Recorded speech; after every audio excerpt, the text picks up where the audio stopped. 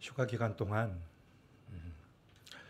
바쁘게 지냈는데 그중에 20년 이상 해외 생활을 하는 친구가 한국에 와서 잠시 이야기를 나눈 적이 있습니다. 그 친구가 고민을 얘기하는데 어려서부터 해외에서 자기들과 같이 자랐던 자녀들이 한국에서 대학을 다니고 또 직장 생활을 하는데 그 자녀들이 어렸을 때는 별 문제 없이 잘 자라고 신앙생활을 잘 하다가 한국에 와서 교회 다니지 않는다는 그런 고충이었습니다.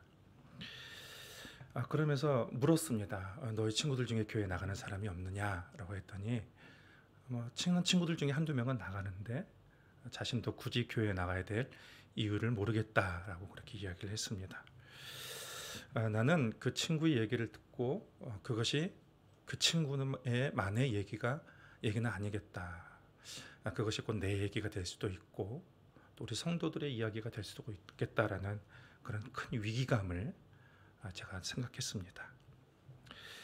사람들이 신앙을 점점 떠나고 있습니다. 우리 자녀들도 신앙을 가져야 될 이유를 찾지 못하고 있습니다. 한 학생이 자기가 교회를 나가지 않는 이유에 관해서 바쁜 현대 생활 속에서 주일 예배에 나가는 것보다도 여가 활동을 하고 또 자기 개발을 하는 것이 거기에 시간을 투자하는 것이 훨씬 더 효율적이다라고 대답하는 것을 보았습니다. 신앙을 굳이 안 해도 해야 할 일들이 더 많이 있고 하고 싶은 일들, 즐길 거리들이 더 많이 있다라는 그런 말이었습니다. 오늘날 사람들의 관심은 자기 행복에 있습니다. 자기를 실현하고 또 자기를 만족하는 데에 관심이 있습니다. 종교와 신앙을 가져도 그것을 자신의 행복을 위한 수단으로 여깁니다. 그래서 신앙이 만약 나의 행복을 보장해 주지 않고 잠시라도 나의 만족을 채워주지 않으면 얼마든지 그 신앙을 버릴 수가 있는 것입니다.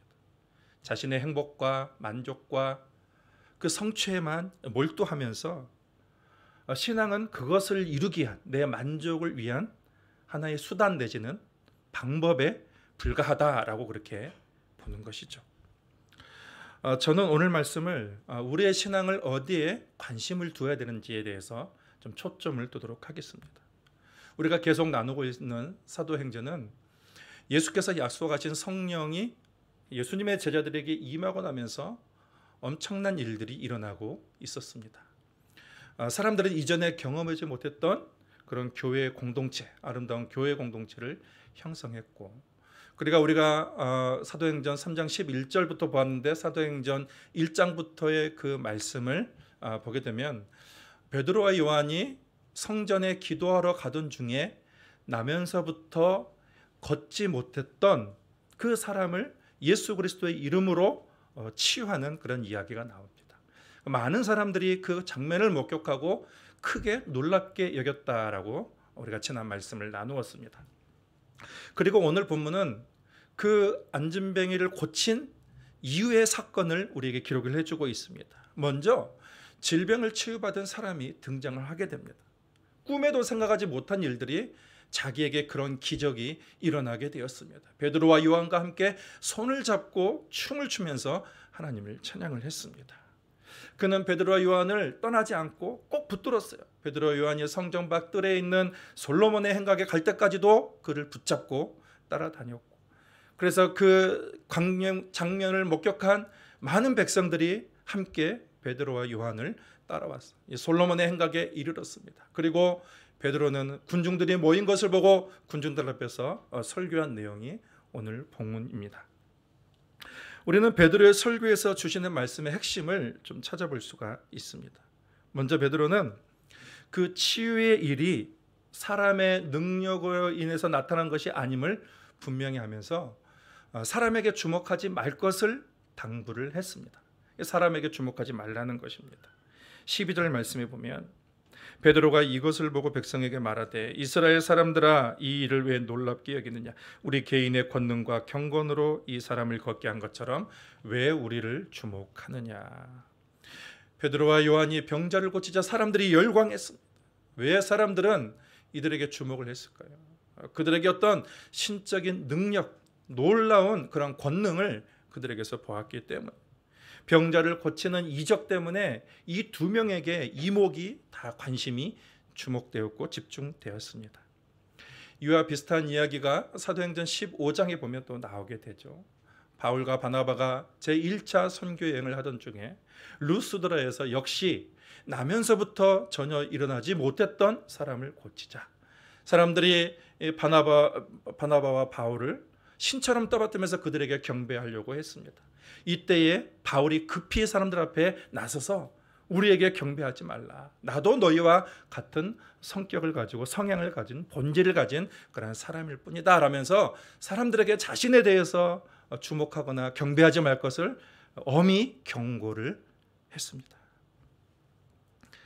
오늘날은 어느 때보다 뉴에이지 운동이 강하게 지배하고 있는 그런 시대입니다. 뉴에이지의 핵심 사상은 사람에게 주목하는 것입니다. 인간의 잠재 능력을 회복하고 자아를 실현하고자 하는 그런 운동입니다. 인간의 내적 능력을 개발해서 자신이 원하는 것을 무엇이든지 다 성취할 수 있고, 그리고 의식을 확장시켜서 그가 신의 영역에, 신의 차원에 도달하는 것이 뉴에이지 운동의 궁극적인 목적입니다. 그 핵심을 보면 하나님은 모든 것 안에 있다라는 거예요. 모든 사물 안에 있고 또 모든 사람 안에 있어. 그래서 사람이 곧 하나님이에요. 그들에겐 그렇습니다. 그래서 자기를 많이 실현하고 자기를 많이 성취할수록 그 사람은 신성을 많이 나타내는 그런 사람이 되는 것입니다. 인간이 피조물임을 부정하는 거예요. 그리고 하나님과 자신을 동격으로 그렇게 주장을 하는 거예요. 또 하나의 핵심은 모든 종교는 하나라는 것입니다. 종교의 본질은 다 똑같다는 거예요. 그래서 이들은 무엇보다도 그리스도의 구속을 부정합니다. 인간이 자기의 깨달음을 인해서 스스로 인간이 구원을 얻을 수 있다라고 하는 거예요. 그래서 인간이 주체가 되는 하나의 종교, 그 세계 종교 통합, 인간이 주체가 되는 종교 통합을 이루고자 이들은 꿈을 꿉니다. 마지막으로 우주적인 진화를 통해서 지상의 천국을 꿈꾸는 낙관주의를 가지고 있습니다. 의식의 변화가 일어나면 먼저는 인류의 번영과 평화가 일어날 것이고, 그리고 이 세상은 새로운 시대가 도래할 것이다. 하나님의 심판을 부정하고 인간 스스로 인간의 힘으로 새 하늘과 새 땅을 이룰 수 있다라고 이렇게 주장을 하고 그것을 추구하는 사람들입니다. 성경학자들은 이러한 뉴에이지의 사상의 뿌리를 어디에 두는가? 뱀이 여자를 유혹할 때 했던 말이 그 뿌리를 둡니다. 뱀이 여자를 유혹할 때 한 말이 창세기 3장 4절에서 5절 말씀에 있습니다. 뱀이 여자에게 이르되 너희가 결코 죽지 아니하리라. 너희가 그것을 먹는 날에는 너희 눈이 밝아져 하나님과 같이 되어 선악을 알 줄 하나님이 아심이니라 라고 했습니다. 여기서 뱀이 하나님으로부터 멀어지게 해야 한 그런 속임수의 말이 있습니다. 먼저는 뭐냐면 너희가 결코 죽지 않을 것이다. 너희 스스로 영생을 쟁취할 수 있다. 우리는 하나님을 떠나면 죽는다고 했는데 하나님의 영이 없어도 너희 스스로 영생 불사할 수 있다라는 것입니다. 또 하나는 너희 눈이 밝아질 것이다. 너희 안에 너희 스스로 깨달음을 얻어서 이 세상의 진리에 도달할 수 있다라고 주장을 합니다. 또 하나님과 같이 될 것이다. 너희는 하나님과 동등한 입장에서 너희가 곧 하나님이다라고 주장을 하는 거예요. 그리고 선악을 알게 될 것이다. 절대적인 선은 하나님이시죠. 그런데 인간 안에서 선과 악을 만들어내는 거예요. 그래서 하나님이 주신 것이 아니라 누구든지 선도 악도 인간의 입맛에 맞게 바꾸어 결정할 수 있게 되는 거예요. 그 대표적인 예가 동성애와 같은 거예요. 성경이 무엇이 말하고 있는 것을 얘기하는 것이 아니라 남녀 성애 외에 밖에도 2의 3의 성, 4의 성, 5의 성이 필요에 따라 만들고 자신이 원하면 동물과의 사랑도 인정할 수 있게 되는 거예요. 거기까지 나가는 것입니다. 여러분, 뉴에이지 운동은 인간 자신이 인생의 주인이고 그 자신에서 구원과 행복과 성공을 찾으라고 주장하는 반기독교적인 운동입니다. 시대가 거듭될수록 이런 사상은 더욱더 강한 영향력을 미치고 있습니다. 그 힘을 발휘하고 있습니다. 이 세상은 인간의 죄성을 부인하고 그리고 인간의 도덕성과 능력을 긍정하는, 무한 긍정하는 것. 미디어, 예술, 문화, 정치, 경제 영역 모든 영역에 이 영향이 뿌리 깊게 뻗쳐 있는 거예요. 침투되어 있는 것입니다. TV나 다른 매체를 접할 때마다 인간의 도덕성이 크게 부각되는 내용이나 인간의 자아실현, 긍정적인 사고가 강조되는 내용을 보면 하나님이 없어도 인간은 잘 살 수 있네, 이런 생각이 드는 거예요. 예수님이 없어도 천국을 이룰 수 있다라는 그러한 생각을 느끼게 되는 거예요. 여러 매체들을 통해서 우리는 자신도 모르게 이런 유해직 사상에 그렇게 영향을 받게 되는 거예요. 오늘 본문에서 안진뱅이가 치유되었을 때 사람들은 베드로에게 주목을 했습니다. 그를 주목하면서 그에게 어떤 신적인 능력, 대단한 그런 권능이 있는 것을 라고 생각을 했습니다. 그렇지만 베드로는 그들에게 뭐라고 말했습니까? 왜 우리를 주목하느냐? 나를 주목하지 말라, 사람을 주목하지 말라라고 했습니다. 인간이 아무리 높은 성취를 이루고 놀라운 지혜와 지식으로 세상의 이치를 깨닫고 신적인 능력을 행하고 깊은 경건을 그 사람이 가지고 있다 할지라도 결국 인간일 뿐이라는 것입니다. 인간은 하나님이 아니고 하나님이 될 수도 없다라는 거예요. 베드로는 사람들에게 내가 권능이 있다라거나 어떤 경건의 능력이 있어서 그 사람을 고친 것이 아니라는 것을 분명하게 알렸습니다. 그래봤자 자기도 사람들과 같은 성정이 있는 사람이에요. 자기도 죄인이고 연약한 인간에 불과하고 하나님에게 의존할 수밖에 없는 그러한 사람에 불과하다라는 것을 지금 사람들에게 밝히고 있는 것입니다. 오늘날 기독교인들은 유해지의 영향에 물드는 경우가 많이 있습니다. 사람의 능력을 추앙하고 사람의 지혜와 힘을 내세우고 인간의 성공을 높이는 모든 것들, 하나님이 아닌 인간을 주목하게 하는 사상의 영향을 받은 것입니다.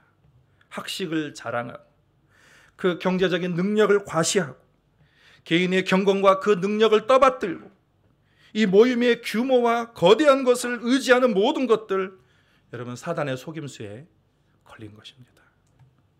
베드로 요한은 사람에게 주목하는 것이 이 사단의 속임수라는 것을 잘 알고 있었습니다.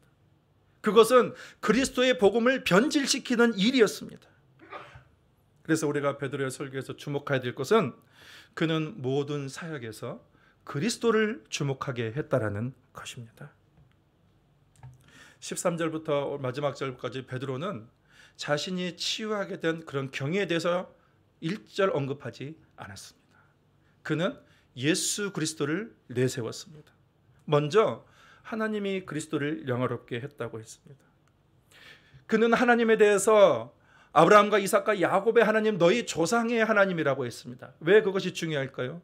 예수님은 저절로 온 것이 아니라 너희 조상의 하나님이 보내신 것이다. 그것을 지금 사람들에게 확실하게 하고 있는 거예요.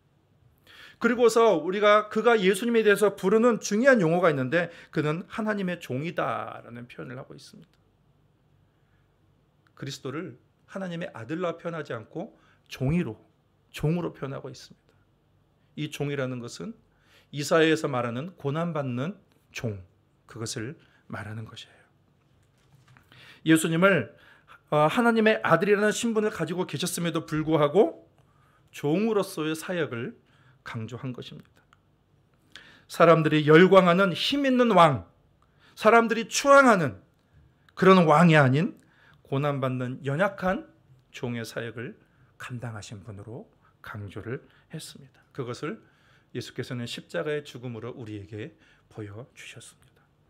베드로는 유대인들에게 예수님은 이렇게 죽었다가 다시 하나님이 그분을 다시 살리셨고 지금도 하나님 우편에 앉아 계신 살아계신 하나님이다. 그리고 하나님이 그를 높이셨다라고 사람들에게 증언을 했습니다. 3장 13절에서 15절까지의 말씀 읽어드리겠습니다. 아브라함과 이삭과 야곱의 하나님 곧 우리 조상의 하나님이 그의 종 예수를 영화롭게 하셨느니라. 너희가 그를 넘겨주고 빌라도가 놓아주기로 결의한 것을 너희가 그 앞에서 거부하였으니 너희가 거룩하고 의로운 일을 거부하고 도리어 살인한 사람을 놓아주기를 구하여 생명의 주를 죽였도다. 그러나 하나님이 죽은 자 가운데서 그를 살리셨으니 우리가 이 일의 증인이라.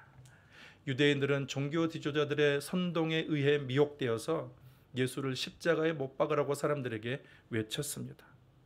빌라도는 예수님이 죄가 없다고 그렇게 사람들에게 얘기를 했으나 유대인들은 빌라도의 말을 거부하고 도리어 살인자 바라바를 놓아주기를 구하면서 생명의 주를 죽였습니다. 이방인을 대표하는 빌라도는 예수님의 무죄를 주장했지만 유대인들은 예수님을 십자가에 못 박으라고 외쳤습니다. 그들은 자칭 그들이 자신이 하나님의 자녀라고 하나님의 백성이라고 하면서도 의인을 죄인이라 부르고 죄인을 의인으로 판단하는 그런 모순적인 행위를 스스로 드러낸 것입니다. 유대 종교자들과 그 선동에 미혹된 백성들을 보면 그들은 유해직 성향과 결코 다르지 않습니다. 하나님의 절대적인 선을 제한하지 아니하고 자신의 필요에 의해 인간의 주도적으로 선과 악의 개념을 얼마든지 뒤바꿀 수 있다는 것을 그들 스스로 보여주었습니다. 또한 유대인은 인간의 능력, 초월적인 신비 그런 거에 열광을 했어요. 예수님께서 기적을 행하고 병자를 고치고 많은 표적을 행하실 때에 사람들은 예수님을 칭찬하고 예수님을 높였습니다. 그들은 놀라운 능력을 갖춘 슈퍼스타를 요구했습니다. 근데 예수님이 고난의 종이 되었을 때는 저거는 우리가 기대하는 메시아가 아니다. 우리가 기대하는 그런 구원자가 아니다. 그렇게 받아들이고 싶지 않았습니다. 예수님은 이 땅에 단순히 인간의 필요를 채워주고 인간을 만족시키기 위해서 오신 분이 아닙니다. 그분은 인간을 죄와 마귀로부터 구원하기 위한 고난받는 종으로 오셨습니다. 여러분, 우리는 그리스도의 십자가의 도를 결코 잊어서는 안 됩니다. 십자가 없는 죄 용서, 십자가 없는 구원, 십자가 없는 복음은 이 세상에 없습니다. 십자가는 인간이 신이 아니다. 인간의 죄성과 연약함을 적나라하게 우리에게 고발하고 있는 것입니다. 인간이 죄를 지어 영원한 생명에서 끊어지고 사망과 저주를 받을 수 없는 그런 처지에 있지만 예수께서 고난받는 종으로 오셔서 우리가 받아야 될 모든 저주 그리고 죽음을 대신 당하신 것입니다.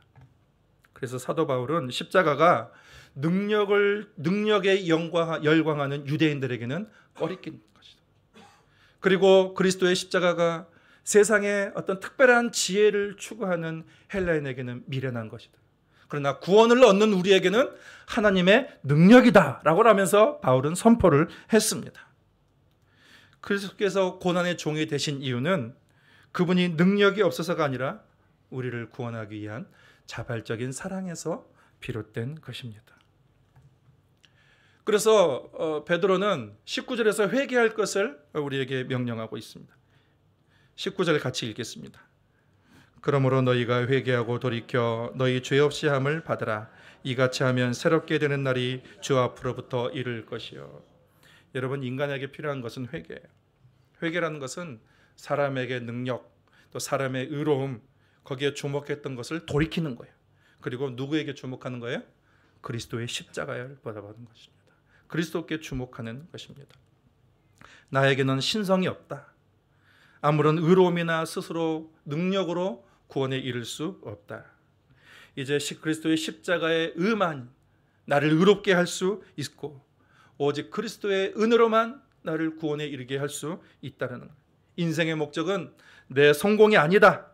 그리스도의 친밀한 관계 속에서 그분을 따라가는 것이고 내 뜻을 위해서 내 능력을 이 세상 가운데 바르는 것이 아니라 그리스도의 뜻을 위해서 성령을 온전히 의존하는 것입니다.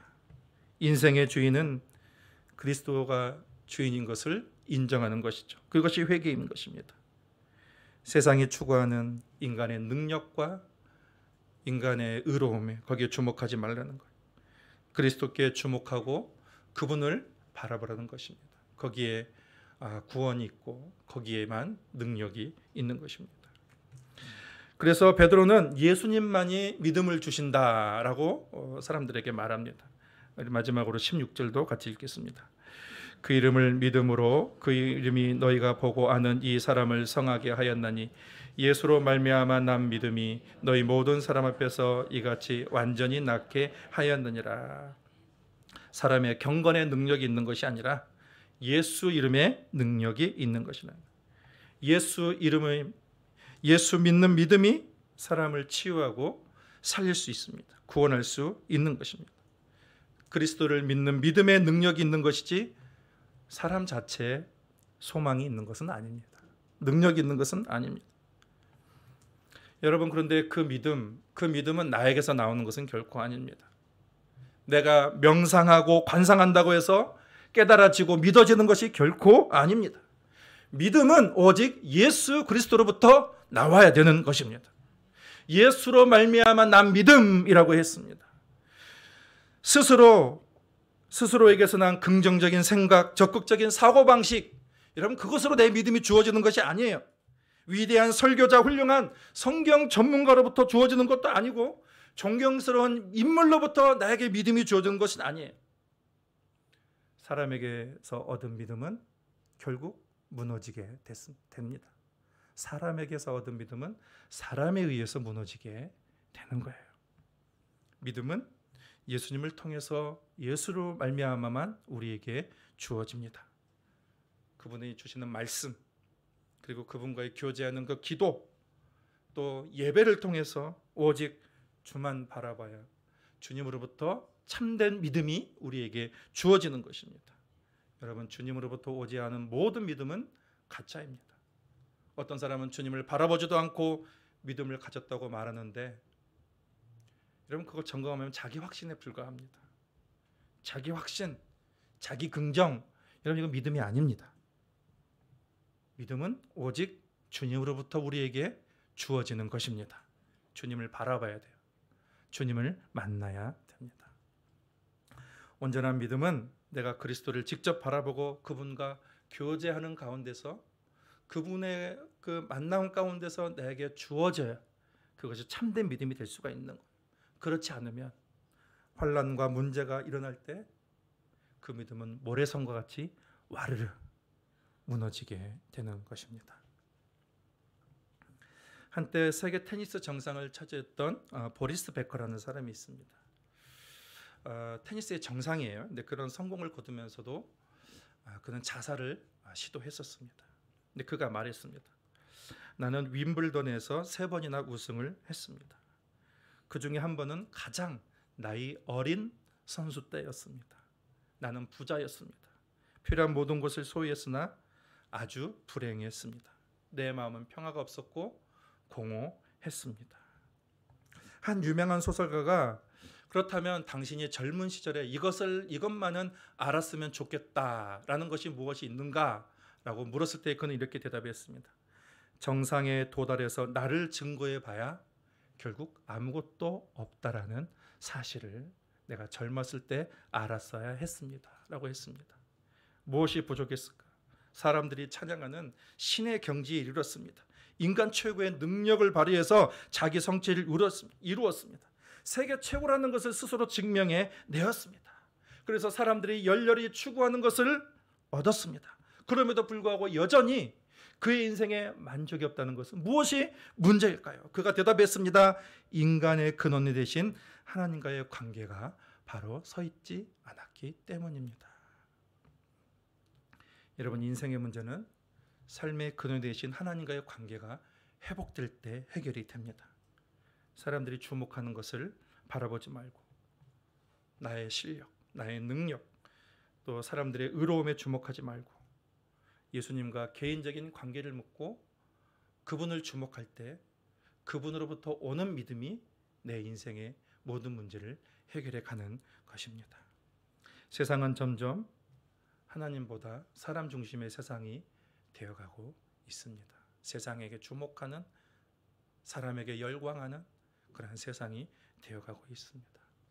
여러분, 사람에게 주목하는 문화로는 이 세상이 구원을 받을 수가 없고 사람도 구원을 얻을 수가 없습니다.